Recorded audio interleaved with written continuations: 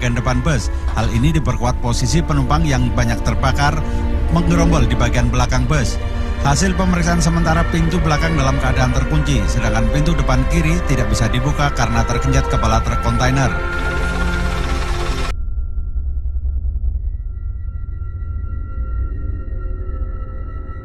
Halo teman-teman semuanya, selamat datang lagi di channel Vira Watrin, tempat Vira bercerita. Teman-teman, gimana kabar kalian nih? Sekarang kita udah hampir di penghujung tahun 2020. Semoga tahun ini teman-teman mendapatkan pelajaran hidup yang banyak, sehingga pada tahun 2021 kita bisa lebih kuat lagi dalam menghadapi berbagai cobaan hidup. Oke teman-teman, kali ini Vira punya cerita buat kalian. Jujur ini ceritanya sedih banget teman-teman, kalian harus dengerin sampai akhir. Tapi sebelumnya jangan lupa untuk subscribe channel Vira dulu, komen, like juga, hidupin notifikasi juga biar Vira tambah semangat buat kontennya. Oke teman-teman, oke, subscribe dulu, subscribe. Jadi kali ini Vira bakal ceritain ke kalian tentang sebuah bus Dharma Wisata yang mengalami kecelakaan menurut aku sangat mengerikan. Jadi tragedi kecelakaan bus ini dikenal dengan tragedi Python Situbondo karena kejadiannya di Jalan Raya Surabaya Banyuwangi, tepatnya di Situbondo. Pada Rabu malam 8 Oktober 2003 di Situbondo ada 3 bus yang baru saja balik dari Bali, dan setiap bus itu membawa setidaknya sekitar 50 orangan siswa, dan siswa ini berasal dari SMK Yapemda 1 Sleman. Jadi mereka semuanya telah selesai bersenang-senang teman-teman, dan naasnya 1 dari 3 bus tersebut mengalami kecelakaan maut yang menyebabkan seluruh siswa dan juga guru pendamping di bus tersebut meninggal. Saat itu di kawasan Banyu Blugur, Situbondo, Jawa Timur, ketiga bus ini sedang melaju dengan kecepatan yang biasa aja. Nah, jadi jalanan di sana memang tidak lurus-lurus aja teman-teman, ada kelokan-kelokan dan juga tikungan-tikungannya. 2 bus sudah mendahului dan 1 bus nomor 3 ini masih di belakang ketika ada sebuah truk kontainer yang rodanya banyak banget itu teman-teman. Ini bus udah gede tapi si truk kontainer itu jauh lebih gede daripada bus tersebut, dan tiba-tiba datang nyalip dari arah berlawanan terus nabrak si bus ini. Nah, ketika bus ini ketabrak sama si truk tronton ini,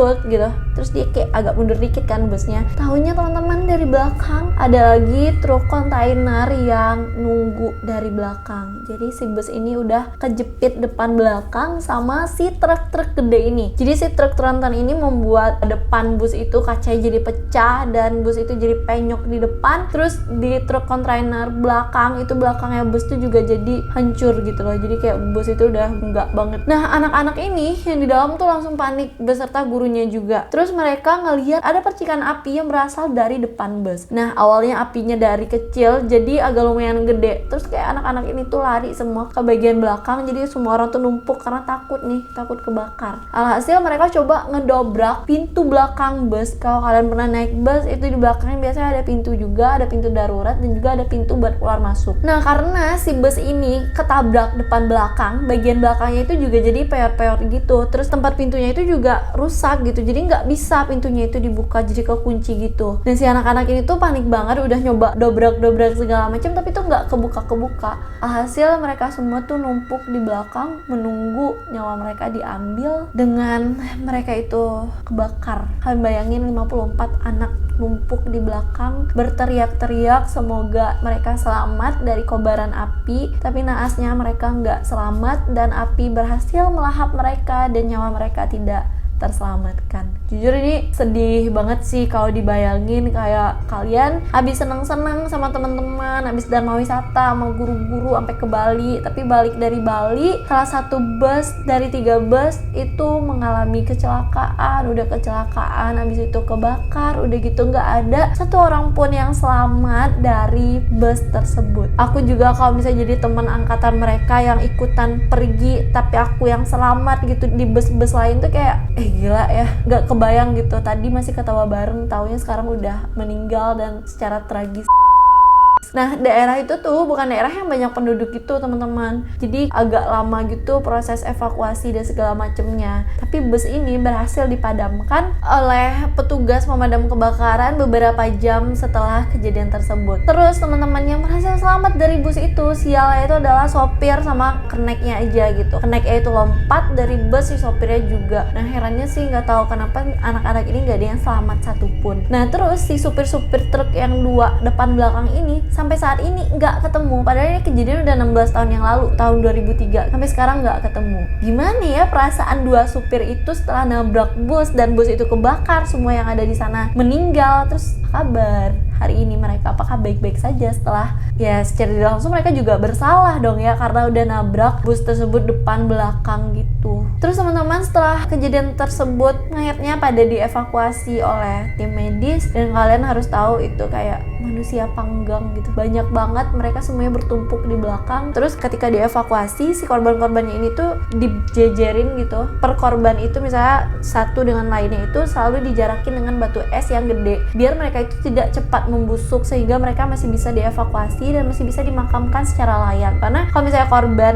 meninggal karena kebakaran ini kan cepat busuk gitu loh, kan bisa hancur gitu tubuhnya. Nah, akhirnya polisi menyelidiki kasus ini dan terlihat sumber api itu berasal dari tangki yang dibawa oleh truk kontainer. Itu bocor karena tabrakan tersebut, jadi ada kayak bahan bakar gitu yang mudah meledak di dalam tangki itu, mengalir ke bawah bus dan ada percikan api sehingga api itu langsung melahap si bus ini. Terus polisi juga mewawancarai saksi-saksi pada kejadian tersebut. Jadi kayak truk itu biasanya kan ada supir, terus ada yang bukan supirnya gitu, beberapa orang yang nemenin. Ada truk kontainer di belakang, di dalam kontainer itu ternyata ada orang juga gitu. Nah, ketika orang itu diwawancarai ya dia lagi tertidur dan dia tidak tahu menahu tentang hal tersebut gitu. Sedangkan si para sopir itu udah melarikan diri entah kemana. Kayak ini juga kasus yang udah nggak mungkin diungkit lagi sama polisi, tapi kita doain aja untuk korban-korbannya, semoga mereka husnul khotimah di sana, semoga mereka diterima di sisinya dan ditempatkan di tempat yang baik. Dan untuk para supir yang melarikan diri tersebut, semoga mendapatkan pembelajaran dari kejadian ini dan tidak mengulangi kesalahan dia yang serupa. Semoga dia